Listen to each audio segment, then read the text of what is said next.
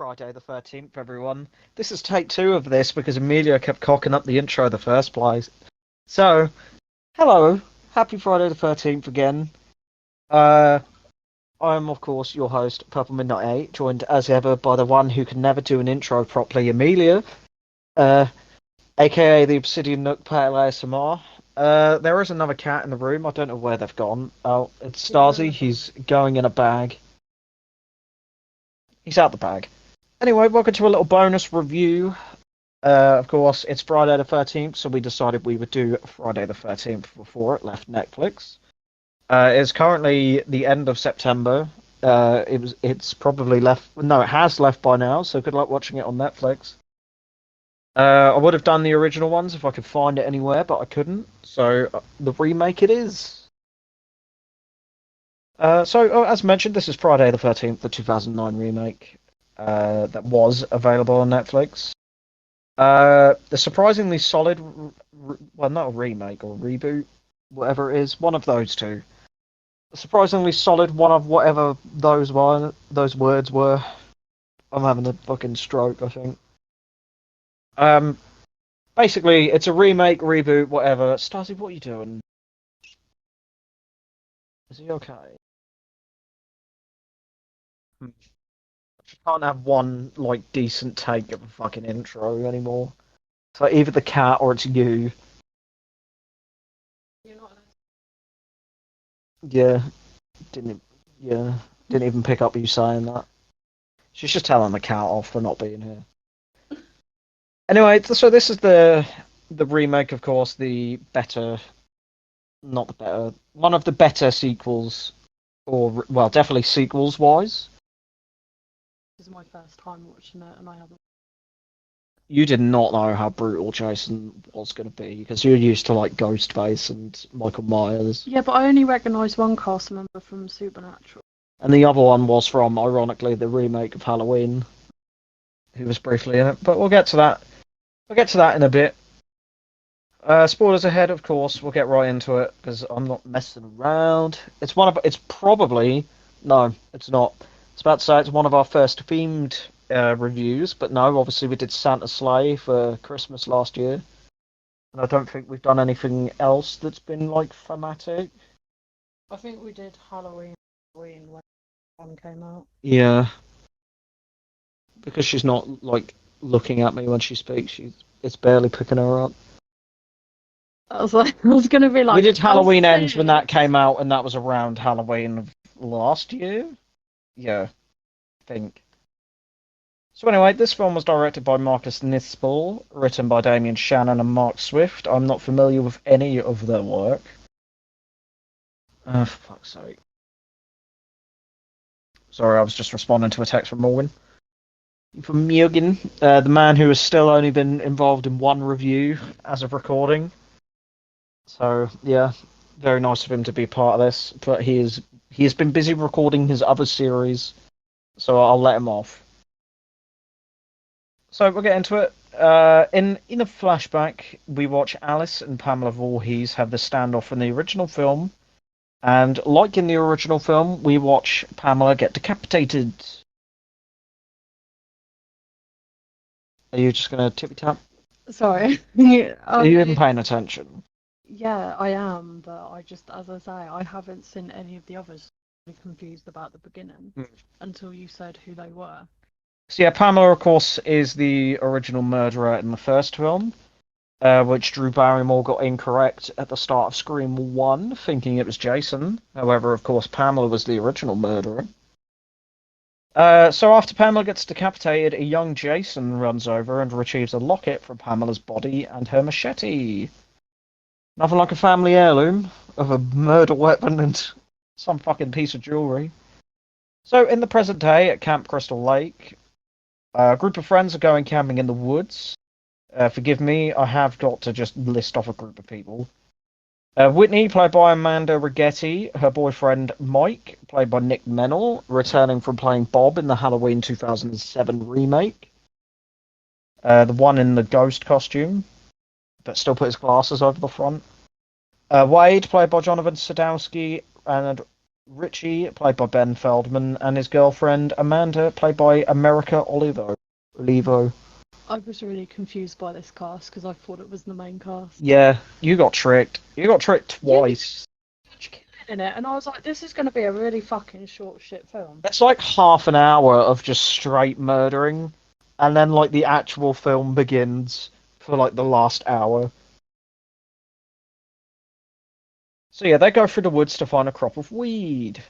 That night, Wade gives the expedition dump of Camp Crystal Lake and how Pamela's son Jason survived and still allegedly roams the area. Wade follows his GPS to find the weed, which he does alongside Jason, played by Derek Mears, who murders him off screen. We do see his body a bit later on, along with his severed ear that still has his earphones hanging out, which was a nice little touch. Mike and Whitney find the old campgrounds where they enter a rundown cabin and find Jason's locket with a photo of Pamela, who apparently resembles Whitney. Never understood this each time we've watched this, is the apparent resemblance between Pamela and Whitney. Like, definitely not the original Pamela, but remake Pamela does not look like her either, and I don't understand. It's a big part of the plot. It'll come back later. Starzy has settled down to join us, even though he didn't watch it. Yeah. After hearing strange sounds while having sex, which is There's a lot of sex and boobs in here. It's a lot of sex. It's like we're watching the Rob Zombie Halloweens. It's like, what the fuck has she got? She's got her big bahungas out. There's a lot of that, and especially in this film, there's a lot of arse as well. There's just nudity everywhere. There's a lot. And I feel like I'm getting old now. Yeah. After hearing strange sounds while having sex, Amanda sends Richie out to investigate. Which is stupid. Split up and look for clues, said Fred. Richie heads out to search for who they assume is Wade, finding his mangled up corpse. Amanda is unfortunately ambushed at the camp by Jason, causing Richie to run back and catch his leg in a bear trap, while Amanda burns to death, trapped in her sleeping bag, which is hanging above the campfire. That was gruesome. That was gruesome. This is remake Jason. Jason is fucked up. As I said to you, this is a callback to one of the original kills in the franchise where he beat someone to death by slamming them against the tree in their sleeping bag. That was nasty. He just literally just like flings them when he's done, just a bag of blood and bones. So back in the cabin, Mike and Whitney find Jason's shrine to Pamela along with her severed and, let's be real, pretty manky, mouldy head. A door suddenly slams, scaring the pair, and Mike goes over to investigate, being stabbed at through the ground and pulled through to be killed off screen by Jason. He's not exactly known for letting people live. Well, until Whitney, but we'll get to that. Whitney manages to flee from the cabin as Jason literally chases after her, because Jason in this is a fucking machine. Usually, like, quite slow and methodical. Just runs a couple of times. She comes across the carnage at the camp alongside a wounded Richie. She attempts to help him, but Jason runs at him, as mentioned, and plunges his machete right into his fucking head. Whitney crawls away as Jason brings his machete down before it cuts to black. So yeah, as you said, that was a pretty solid, I was like, this is going to be a really short film. It's like, oh, most people are dead already. That was class. It's like watching a short film. There is actually a Friday the 13th short film cover. Next Friday the 13th, whenever that will be. Don't know when that fucking is. Because I think it's just on YouTube. I'll put 2025. 2024 will be September and December. Yeah, that's a long way away. We're not going to get as lucky as this year where it's on in October, so we can cover it. So 6 weeks later, Trent, played by Travis Van Winkle, that's genuinely his name. That's unfortunate. And his friends Lawrence, played by Arlen Escapeta. Forgive me, I don't care about pronouncing them correctly, I'll just list them. Chewie, played by Aaron Yu. Nolan, played by Ryan Hansen. Jenna, played by Danielle Panabaker. Chelsea, played by Willa Ford. And Bree, played by Juliana Gill, stop for supplies and diesel or petrol, gas, America. In the store, they argued with Clay, played by Jared Paladecki, most famous for being in Supernatural, which is where you recognised him from, who was searching for his sister Whitney. Trent and the others arrive at his family's lavish, I want to call it a lake house. I was kind of like, I was trying to think of what I could call it. It's not exactly like their summer home. They live in the US where every day is summer. But lake house is what I went with. So yeah. Clay continues his search, arriving at a woman's home where he asks her about Whitney, who tells him that she is dead due to a mysterious man who roams Camp Crystal Lake. God, I wonder who that could be. He then arrives at a barn which is owned by Donnie, played by Kyle Davis, a stereotypical redneck who found the weed Wade was looking for. Nolan and Chelsea head out, going against Trent's wishes of not using his boat as Clay arrives. Jenna invites him in, and Trent is immediately hostile towards him, as opposed to Jenna, who is kinder and offers to go with him to look. Donnie, after getting weird with a nudie mag, hears a sound coming from upstairs and investigates. Donnie is a fucking creep. He goes up into the attic, briefly being spooked by a mannequin, which, according to dialogue, took his virginity somehow. I didn't like him one bit, and I'm glad he died in it. I'm sorry. He's disgusting. He does, however, turn around and is met by Jason, who overpowers him and slits his throat after his mask is pulled off. Jason does, however, find a hockey mask, giving him his iconic look. And much like in the original second film, he doesn't get his hockey mask then. He has the bag on like he does in this. Fun fact for you. Nolan and Chelsea go topless wakeboarding on Crystal Lake because obviously we need more boobs. Because Rob Zombie apparently directed this film. Really? Well, of course he didn't. Oh, There's enough tits in it to make it seem like it was. I was like, that would explain it all if I was him. Although we're recording this in advance, we have literally just watched Halloween 2 to review. And, of course, that is the Rob Zombie remake, so it's a lot more. We've just watched two titty movies in a row, essentially. So yeah, they're wakeboarding on Crystal Lake until Chelsea falls off, and all of a sudden, Nolan is shot through the back of the head by an arrow. Because this Jason is more resourceful and knows how to use a fucking bow. Because he lives on a campground, so obviously he's going to train himself. The out of control boat hits Chelsea, badly wounding her until Jason appears and scares her. Like, badly. Literally, like, cuts her head open. Chelsea swims under a dock and watches as Jason walks over her and stabs her through the head with his machete. Straight down and pulls her body out of the water until it slides off with his machete. I genuinely thought she was going to be able to get away if she hid under there, though. Oh god, no. Jason's fucking scary. Where am I? Clay and Jenna arrive at the campgrounds, entering Jason's old room, but they quickly leave. Outside, they watch as Jason appears, carrying a headless corpse with him back to his cabin. I have no idea who this is because no one has been decapitated yet except for Pamela. It might be. I want to say Donnie's. I guess that could make sense.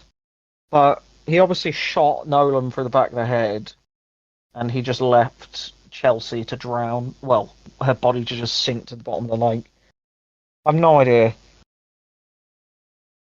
So yeah, he carries the headless corpse back with him to his cabin, and he unfortunately finds Clay's backpack, which sends him into a frenzy to find them. They outsmart him, however, and he continues onwards back to his cabin.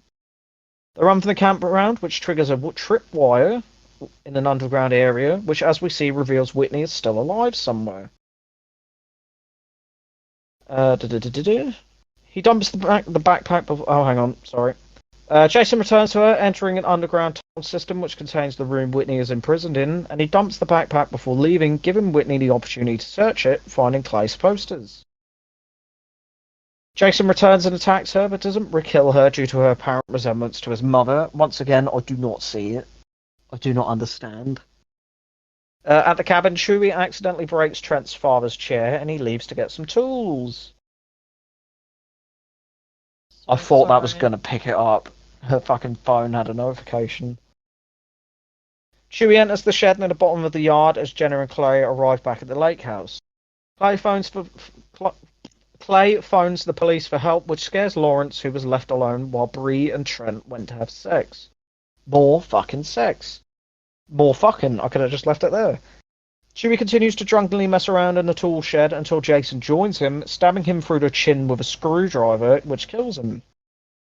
Jason sabotages the power, sending the group into a panic, with Lawrence insisting on rescuing Chewie.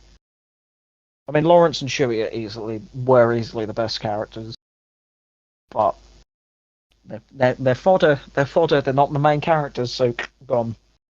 Lawrence heads out to the shed, finding Chewie's bloody corpse along with Jason, who chases him. Lawrence almost makes it back before Jason throws an axe into his back, pinning him to the ground. He hurls this big fucking, like, double-sided axe at him. Like, Jason is fucking scary. Trent and the others hear him scream for help, but don't go to help, realising it's a trap. Jason finishes the job by turning him over and pushing the axe through his body before making his way up to the house. Why does it do that sometimes? Just every now and then, when we're recording, it just says, you are being connected to recording. Yeah, fuck that. Anyway, Bree makes her way upstairs after Trent goes to look for a pistol, where Jason attacks and impales her on some horns. A police officer arrives, knocking on the door before Jason jumps from the upper floor, impaling him through the eye with a fire poker. That is brutal. The three survivors regroup, with Trent accidentally opening fire on Bree's corpse. The three of them rush to escape, finding their vehicles sabotaged by Jason, making them have to flee on foot. Trent is separated from the others, which of course doesn't bear well for him, because he's not the main characters. Separated from the others and makes it to the main road to a vehicle that stops for him. Trent hesitates, thinking that it could be Jason, until the real Jason comes out of nowhere and impales him on spikes on the back of the truck. And there is a pretty silly shot of his body just being carried away by the truck. Clay and Jenna make it to Jason's cabin, hearing Whitney scream out for help from below the floor. They then make their way down and through Jason's crawl space until they find Whitney, where the two of them reunite. Jason unfortunately returns to his lair as Clay manages to free Whitney. Jason gives chase after them, eventually catching up to them when they must crawl through a small gap. And unfortunately for you, who was predicting she was going to make it, Jenna is last through, but is stabbed by Jason when he makes it. You thought that she and Clay were going to be the only ones to make it. Nah. She's fucked. It's quite sad, though, because there is a good, piece of storytelling where they get you to think she's going to be the last survivor, and then it's just gone. Because usually, as movies have coined the term for final girls, which are you familiar with final girls? Final girls is usually the girl that lives to the end of the film. Like how in Scream, you've got Sydney.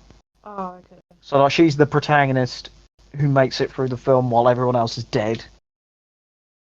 I've probably discussed this before, but we'll probably get there eventually. I'll mention it more and more the more of these we cover, because we have covered about 50 of them now. Because there's been a few you haven't been a part of, obviously, because obviously I've done like Renfield and Monty Python. I think you've been part 46, I think. 47. I don't know. I've lost count at this point. So yeah, Clay and Whitney manage to escape through an overturned bus when Jason attacks and badly injures Clay.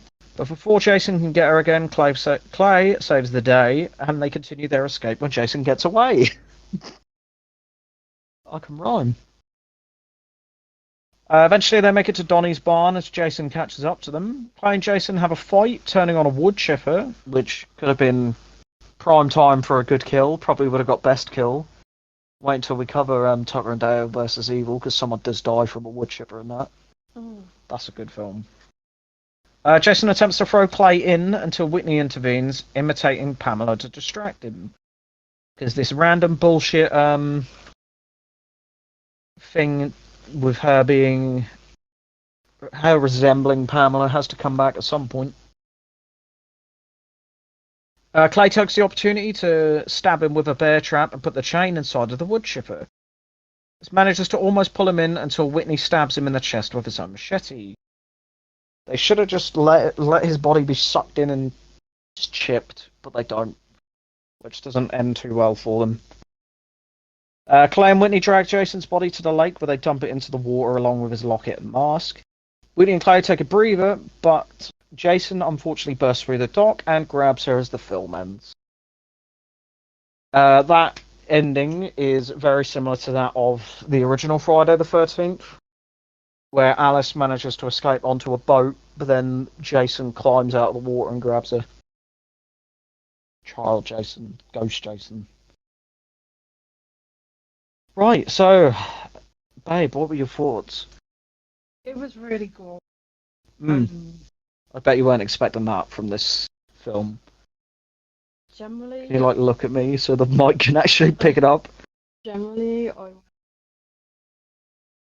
You weren't keen on it?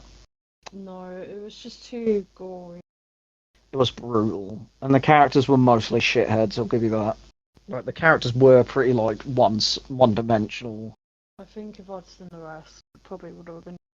Maybe, but we'll hopefully get there one day when we can track down some copies of it. What?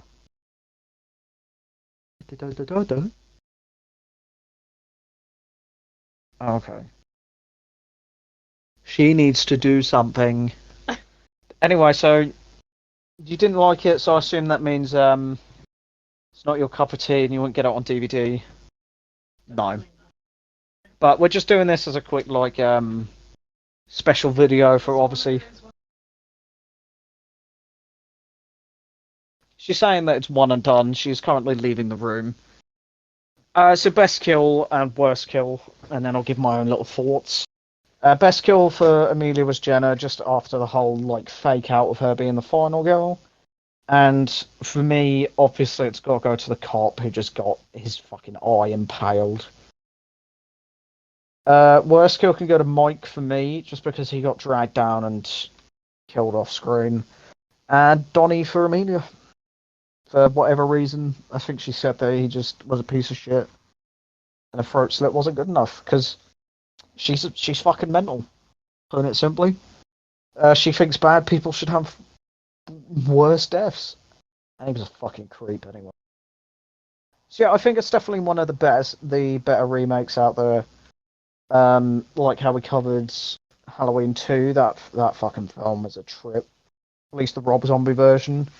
Can't remember the 1981 one isn't the weird mask one. The second one of the originals are good.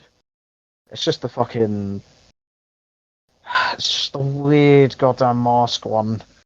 Season of the Witch, I think it is. Yeah, that is a trip of a bloody film. Anyway, doesn't matter. So yeah, as I say, it's definitely one of the better Friday films.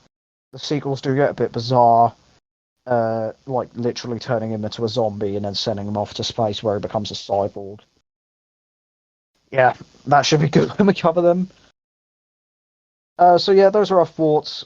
As mentioned, the characters are pretty one-sided, unfortunately, and the kills are really good. I do love a good kill, and Friday is always good for its fucking gore and just killing off complete dickhead characters. But anyway, I have been your host, Purple Midnight 8. Thank you ever so much for listening. I will do Amelia's little outro segment while she is not in the room. You can find her bits and bobs in the description in the link tree, as well as all of our other social media platforms and stuff, I guess. I hope you have an amazing Friday the 13th. Treat yourself to watching some of these silly, campy films. And for now, we will see you in the next one. Bye-bye now.